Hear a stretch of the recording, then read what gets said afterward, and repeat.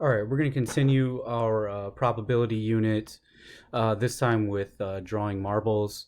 It's going to be similar to your last assignment with the spinner. And we're going to be using fractions and looking at our counts of marbles while we're solving these 10 questions. So, for instance, just starting off, what we need to do is we need to take a look at our total number of marbles.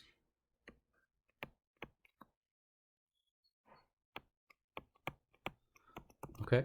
And what we do is just straight count. We've got a total of 1, 2, 3, 4, 5, 6 times 2 of 12 marbles. Okay, so that's going to be your main denominator while what we're working on here.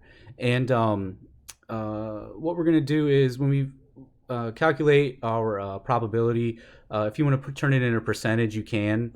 If you want to leave it as a fraction in lowest terms, that also works. So what I'll do is I'll demonstrate number one with both types of different answers you can come up with. So the first question it asks us, what is the probability of drawing a red marble from the bag?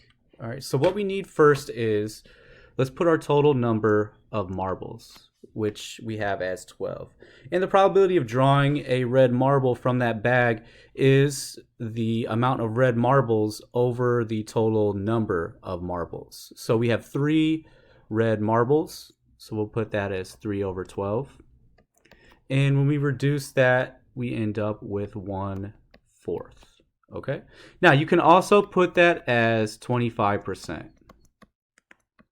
So that means when I dump these marbles in a bag and I just blindly grab a marble, I have a 25% chance of actually pulling a red marble out of that bag. So the probability of actually pulling a red marble is 25%, or 1/4.